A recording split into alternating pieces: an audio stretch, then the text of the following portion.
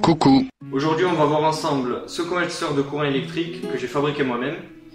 Donc, comme dans chaque vidéo, on va voir dans un premier temps comment il fonctionne, puis ensuite comment le fabriquer soi-même.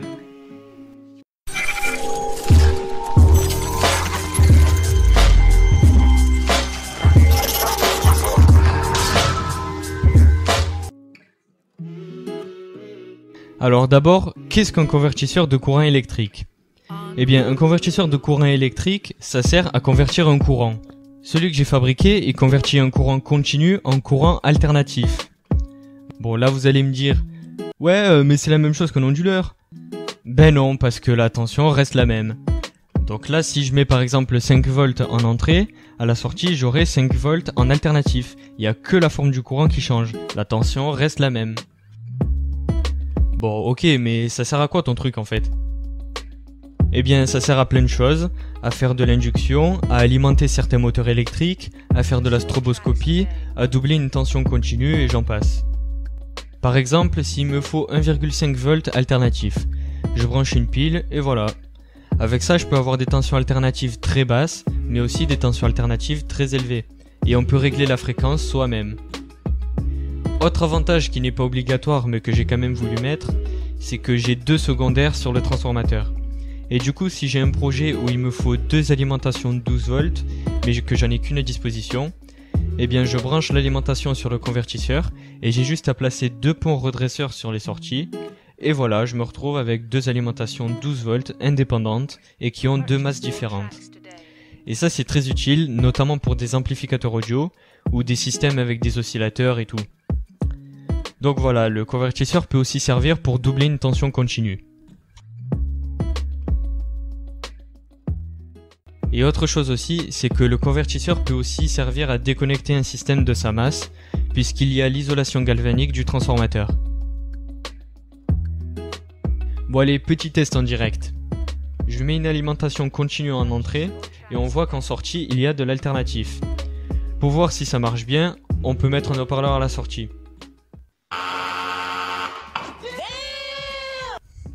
Donc voilà, c'est bien du 50 Hz. Hein. Bon, c'est très décossé de faire ça, hein, mais bon, c'est pas grave parce que j'ai plein d'haut-parleurs en stock.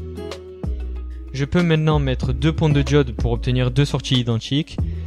Bon, bien sûr, c'est pas magique. Hein. Si en entrée il y a 1 ampère, ben en sortie il y aura 1 demi-ampère sur chaque sortie. Le courant est réparti dans les 2 sorties. Concernant les performances de ce convertisseur, la fréquence est de 50 Hz, c'est moi qui ai voulu cette fréquence, mais vraiment vous pouvez faire ce que vous voulez. J'ai pris 50 Hz juste parce que c'est la fréquence du secteur. Pour ce qui est de la puissance, mon convertisseur peut supporter jusqu'à 100 watts de puissance en entrée, mais ça dépend des composants utilisés. Ok, donc maintenant on passe à la seconde partie de cette vidéo, qui est comment le fabriquer soi-même. Alors, le convertisseur est en 2 parties. Premièrement, il y a l'oscillateur qui permet de générer les signaux électriques et ensuite il y a 2 transistors MOSFET et un transformateur pour convertir le courant.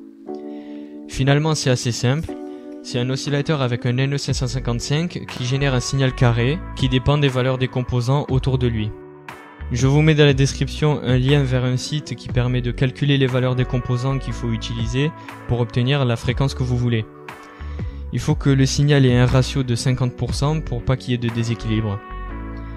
Donc ce signal est généré par l'oscillateur, puis il est envoyé dans 2 comparateurs de tension qui sont inversés, de manière à ce que quand l'un est allumé, l'autre est éteint. Il reste plus qu'à relier un transistor MOSFET sur chaque comparateur, puis relier le transformateur.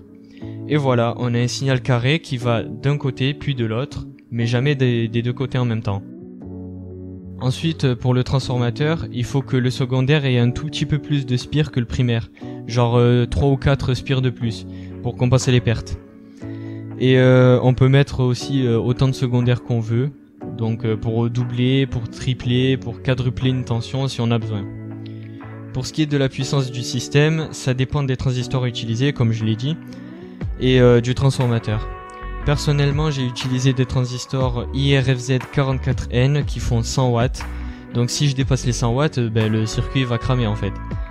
Donc pour ça, vous pouvez placer un fusible pour faire une protection. Sachez aussi que ça marche avec des transistors IGBT, donc si vous avez besoin de quelque chose de très puissant. Et je vous déconseille très fortement de mettre des transistors en parallèle. J'en ai fait l'expérience et j'ai une vingtaine de transistors qui ont cramé, donc c'est une très mauvaise idée de mettre des transistors en parallèle.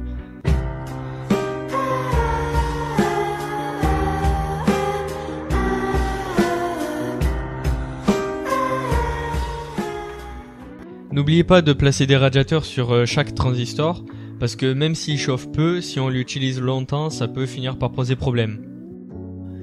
Donc voilà comment ça fonctionne. Il faut savoir aussi que j'utilise un grand transformateur parce que la fréquence est basse, mais si vous le faites avec plusieurs kHz, vous pouvez utiliser une tore de ferrite, c'est beaucoup plus léger et ça prend très peu de place. Et autre chose aussi, c'est que l'oscillateur doit pas être alimenté avec plus de 20 volts, sinon il crame. Donc moi dans mon cas j'ai fait sortir 2 fils d'alimentation, comme ça si je veux envoyer 40 volts, ben je peux. Et j'ai juste à mettre un régulateur sur le côté pour alimenter la partie de l'oscillateur. Voilà, c'est tout. Après, il y a plein d'autres façons de faire un convertisseur DC-AC, par exemple avec un pont de Vienne pour avoir un signal vraiment sinusoïdal, mais ce sera probablement le sujet d'une prochaine vidéo. J'espère comme d'hab que cette vidéo vous a aidé. Suivez-moi sur YouTube, sur Instagram.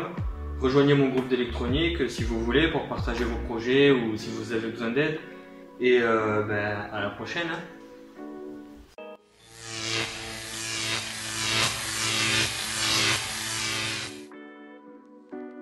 Cliquez, bande de salopes! Nani?